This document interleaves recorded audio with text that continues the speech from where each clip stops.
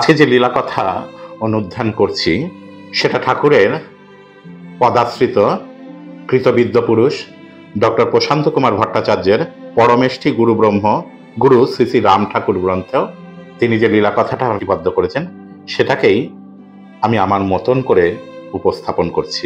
পুণ্য হলো অঙ্গ মম, ধন্য হলো অন্তর। জীবন যুদ্ধে মানুষ যখন হয়ে পড়ে দিশাহারা, সাংসারিক অশান্তি যখন জীবনকে করে তোলে বিস্বাদ, দাম্পত্য সম্পর্ক যখন বিষিয়ে ওঠে, তখন মানুষই বিষময় পরিস্থিতি থেকে প্রমুক্তির পথ খোঁজে। আত্মদহনের অসহনীয় পরিস্থিতিতেও জীবনানুরাগী মানুষ আত্মনিগ্রহের হঠকারী সিদ্ধান্ত না নিয়ে পরম পদে আশ্রয় খোঁজে। ভগবানের চরণে নেয় শরণ। ভক্তবৎসল ভগবানও শরণাগতের জীবনে বিপদ তারণ শ্রী মধুসূদনের ভূমিকায় অবতীর্ণ হয়ে শরণাগতকে আলোক পথের দিশা যোগান। অভয়ের অভি আশ্বাসে তাপিত জীবনে প্রশান্তির বাড়ি বর্ষণ করেন। বেপথু জীবন পায় জীবন পথের সঠিক দিশা। ভগবানের কৃপা আশিসে ও অমৃতময় পরশে বিষময় জীবন হয়ে ওঠে অমৃতময়। জগতের দাড়ি পতিত পাবন ত্রিতাপহারী হরি ভগবান শ্রী শ্রী দয়ানিধি রামের কৃপা আশিসে এভাবেই ধন্য হয়েছেন ত্রিতাপদগ্ধ দিশাহারা অগণিত মানুষ। আজও হয়ে চলেছেন সমভাবে ধন্য। বহু শরণাগত তার কৃপা সান্নিধ্যে পেয়েছেন দ্রৌপদীয় কৃপা কিংবা প্রহ্লাদীয় কৃপা কিংবা নারদীয় কৃপা। অহেতুকী কৃপা প্রদাতা করুণাময় শ্রী শ্রী দয়ানিধি রাম ঠাকুর তার ভৌম লীলাকালে একবার পদব্রজে চলেছেন অধুনা পূর্ববঙ্গের বরিশাল জেলার এক পল্লী গ্রামের পথ ধরে। তার পাদস্পর্শে ধন্য বরিশালের ভূমি, ধন্য ধরাতল।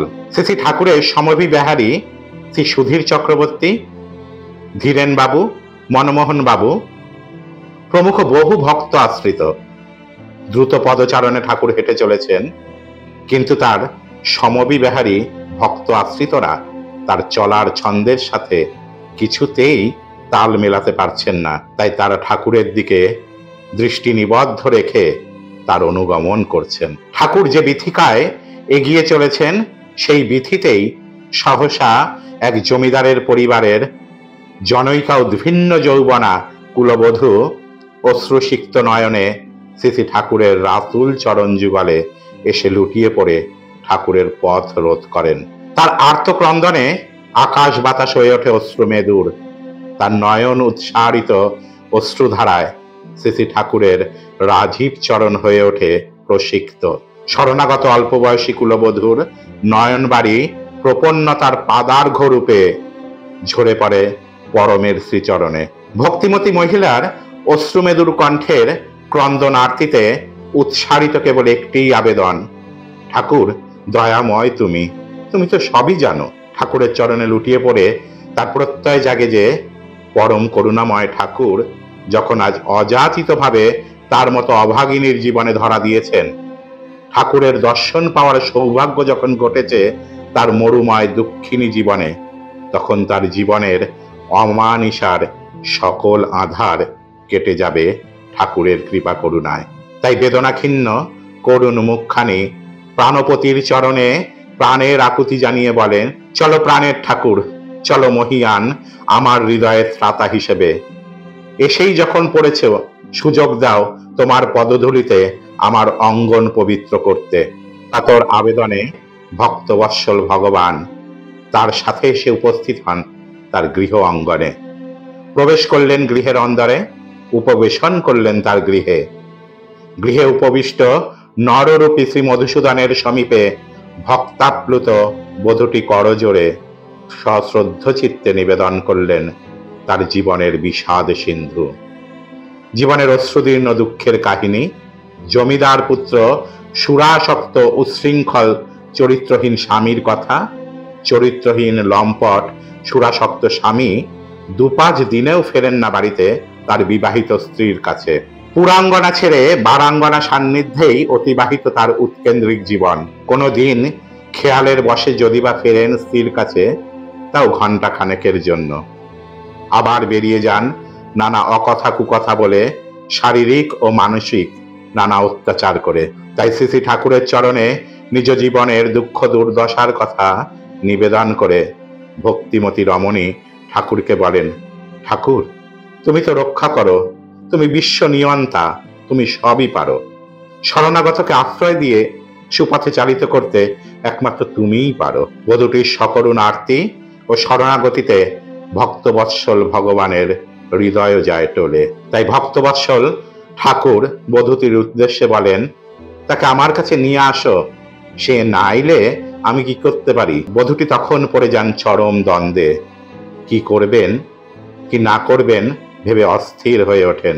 কারণ স্বামী তো তার কথাই শোনেন না। ভক্ত সঙ্গে রসরঙ্গে লীলাবিলাসী লীলা পুরুষোত্তম সর্বজ্ঞ মর্মজ্ঞ ঠাকুর বধূটির অসহায়তা মর্মে উপলব্ধি করেন। ফলে ঘটে যায় ভগবানের কৃপায় অভিনব লীলায় এক অভাবিত ঘটনা।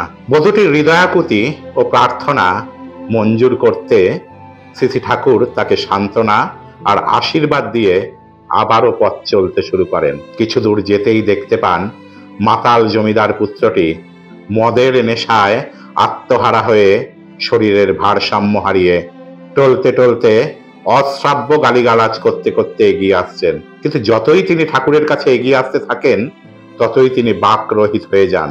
শেষাবধি ঠাকুরের সামনে উপস্থিত হয়ে তিনি লুটিয়ে পড়েন অগতির গতি, অনাথের নাথ, অকুলের কুল ভগবান শ্রী শ্রী দয়ানিধি রামের পাদপদ্মে।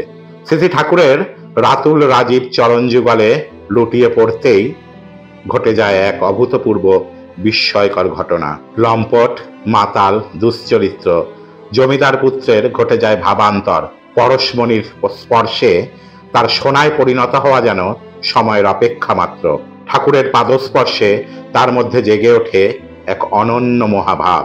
ঠাকুরের চরণে লুটিয়ে পড়েই তিনি শ্রী শ্রী ঠাকুরের পাদপদ্মের বৃদ্ধাঙ্গুষ্ট পরম তৃপ্তিতে চুষতে শুরু করেন মাতৃস্তন্য সুধা পানকারী শিশু সন্তানের মতো মহানন্দে। তার দুচোখ বেয়ে অজর ধারায় বইতে থাকে আনন্দাশ্রুর মন্দাকিনী ধারা। শরণাগতের প্রতি অহেতুকী কৃপা আর অপার স্নেহ বাৎসল্যে শ্রী শ্রী ঠাকুরের প্রাণ পুলিনেও বইতে থাকে স্নেহামৃতের অমৃত ধারা। কারণ তিনি তো পতিত পাবন, পতিত উদ্ধারের জন্যই তার ধরাধামে অবতরণ। তাই পতিত পাবন হরি ত্রয়তাপহারী জীবোদ্ধারী ঠাকুর তার চরণে আত্মসমর্পণকারী জমিদার পুত্রের উদ্দেশ্যে বলতে থাকেন, খান খান, আরো খান, এমন মদ আর পাবেন না। এভাবেই করির ভগবান শ্রী শ্রী দয়ানিধি রাম তার অহেতুকী কৃপার ঝুলি উজাড় করে দেন শরণাগতের জীবনে। তাই তো ঠাকুরের অহেতুকী কৃপার অমৃত ধারায় ধন্য হন জমিদার পুত্র। দুর্ভাগ্যের অমানিসার আধার কেটে যায় জমিদার পুত্রের ভার্যারও। যা হোক, মাতাল জমিদার পুত্র ঠাকুরের পায়ের আঙুল দীর্ঘ সময় ধরে চুষে যেতে থাকায় সময়ান্তরে শ্রী শ্রী ঠাকুর তাকে নিবৃত্ত করেন, তাকে নিজ হাতে তুলে ধরেন। ততক্ষণে তার নেশার ঘোরও গেছে কেটে। শ্রী শ্রী ঠাকুরের পাদপদ্মের দিকে চেয়ে জমিদার পুত্র তখন বিস্ময়ে বিমোহিত। তার চোখ থেকে তাই অঝোর ধারায় বইতে থাকে আনন্দের, ভাবান্তরের, রূপান্তরের অশ্রুধারা। এমতাবস্থায় ঠাকুর তাকে সুধাবর্ষী কণ্ঠে বলেন, যান, বাড়ি ফিরা যান, স্ত্রীরে সম্মান করবেন, ভালোভাবে চলবেন। ঠাকুরের আদেশে মাতাল জমিদার পুত্র ফিরে আসেন আপন কুলায়। তখন তিনি মদের নেশায় নয়, বিস্ময়ের ঘোরে মহাবিষ্ট। স্ত্রীর কাছে এসে পূর্বকৃত অপরাধের ক্ষমা চেয়ে তাকে জড়িয়ে ধরেন প্রীতির আলিঙ্গনে। স্ত্রীর কাছ থেকে শ্রী শ্রী ঠাকুরের কথা, তার কৃপার কথা শুনে ও উপলব্ধি করে লজ্জায়, ঘৃণায়, আত্ম অনুশোচনায়, আত্মদহনে তিনি হয়ে যান নিশ্চল, নির্বাক, স্তব্ধ। ভক্তির ভাবে আপ্লুত হয়ে ওঠে তার এতকালের ভক্তিহীন হৃদয় মন। তার প্রপন্ন হৃদয়ে, চর্মচক্ষে ও ভাবনেত্রে তখন শুধুই শ্রী শ্রী ঠাকুরের পাদপদ্ম আর শ্রী শ্রী ঠাকুরের শ্রীদেহ। তার স্মৃতিতে কেবল ঠাকুরের পদাঙ্গুলি, চস্য ও আস্বাদন। এখন আর মদের নেশা নয়, নয় বারবিলাসিনী সঙ্গসুধা, এখন স্মরণে মননে অনুধ্যানে পরম দৈতের চরঞ্চ সারে নেশা। পতিতোদ্ধারী ঠাকুরের এক অভিনব অহৈতুকী কৃপা, তিনি না চাইলে সাধন ভজনেও মেলে না এহেন কৃপা। জমিদার পুত্রের ভার্যাও অতি ভাগ্যবতী, তার সীতা সাবিত্রী তুল্য পতিপরায়ণতা, পাতিব্রত্য এবং শ্রী ঠাকুরের শ্রীচরণে নিজেকে সমর্পণেই তার দুর্ভাগ্য সৌভাগ্যে পরিণত হয়েছে এবং শ্রী ঠাকুরের কৃপায় স্বামীকে জীবনের সঠিক পথে ফিরিয়ে আনতে পেরেছে। তাই এক পুণ্য বাসরে তারা স্বামী স্ত্রী দুজনে মিলে আবার হাজির হন তাদের পরমেষ্টি পরম আরাধ্য ঠাকুর সন্নিধানে। প্রণত হন ভগবান শ্রী দয়ানিধি রামের পাদপদ্মে। শ্রী ঠাকুর দয়া পরবশ হয়ে তাদের নাম ধনে ধন্য করেন। সেই নামের অমৃত ধারায় অবগাহন করে তারা ফিরে আসেন সুখ শান্তি আনন্দময় নতুন জীবনে। উত্তরণের পথ ধরে এগিয়ে যান জীবনের পঙ্কিল পথ ছেড়ে অমৃতের পথে পরমেষ্টি গুরু ব্রহ্মের অপার মহিমায়। পরমের সঙ্গলাভে ধন্য যুগলের হৃদয়ের গোপীযন্ত্রে তখন যেন রবীন্দ্র ভাষ্যে ধ্বনি ওঠে, এই লভিনু সঙ্গ তব সুন্দর হে সুন্দর, পুণ্য হলো অঙ্গ মম, ধন্য হলো অন্তর, সুন্দর হে সুন্দর। আলোকে মোর চক্ষু দুটি মুগ্ধ হয়ে উঠল ফুটি, হৃদ গগনে পবন হলো সৌরভেতে মন্থর, সুন্দর হে সুন্দর। এই তোমারই পরশর আগে চিত্ত হলো রঞ্জিত, এই তোমারই মিলন সুধা রইল প্রাণে সঞ্চিত। তোমার মাঝে এমনি করে নবীন করি লও যে মোরে, এই জনমে ঘটালে মোর জন্ম জনমান্তর, সুন্দর হে সুন্দর। জয় দয়ানিধি রাম।